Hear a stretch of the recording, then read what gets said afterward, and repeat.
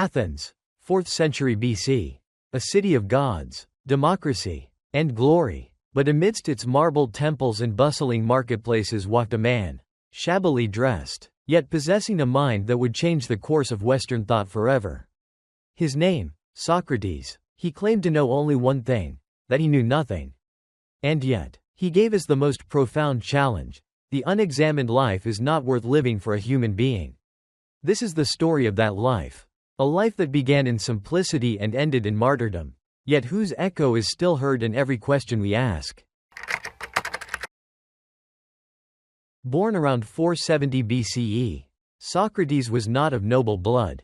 His father was a stonemason, his mother a midwife. This humble beginning contrasted sharply with the elite circles he would later challenge.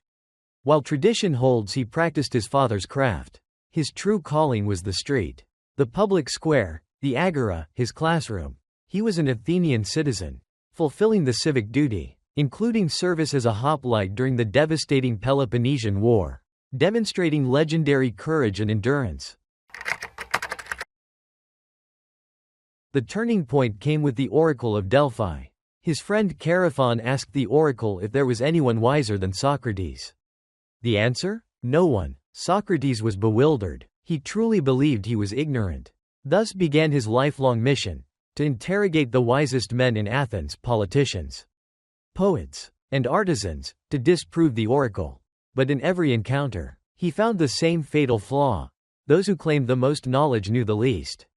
This relentless questioning became known as the Socratic Method, a technique of cooperative, argumentative dialogue to stimulate critical thinking. Unlike the pre-Socratics, who pondered the cosmos, Socrates turned philosophy inward, focusing on ethics and the nature of the soul. For him, virtue was knowledge, and vice was ignorance. No one desires evil. If a person truly understood what was good, they would act righteously. His radical idea was the importance of self-knowledge and the care of the soul above all else. His unconventional life, his poverty, his simple dress, his refusal of payment, was a living embodiment of his philosophy. A silent critique of Athenian materialism. Socrates was a polarizing figure. To the young elite, he was an inspiration, an intellectual liberator, but to the establishment, he was a nuisance, a dangerous radical. The comic playwright Aristophanes mocked him mercilessly in The Clouds, portraying him as a sophist, a charlatan who taught others how to make the weaker argument appear stronger. More dangerously, his associates, like Alcibiades and Critias, one of the 30 tyrants, brought suspicion upon him. The city was wounded by the war and political turmoil. They sought a scapegoat. The unexamined life was comfortable. Socrates made it uncomfortable. The inevitable arrived in 399 BCE. Socrates was charged with 2 crimes. 1. Asabeia, impiety, failing to acknowledge the city's gods and introducing new divine entities, and 2. Corrupting the youth of Athens. His famous defense, meticulously recorded by Plato as the Apology, was not an appeal for pity, but a final, powerful philosophical lesson. He stood firm, declaring his service to the city was a gift from the gods. Like a gadfly stinging a sluggish steed, Athens, to action. The jury of 500 citizens convicted him by a narrow margin.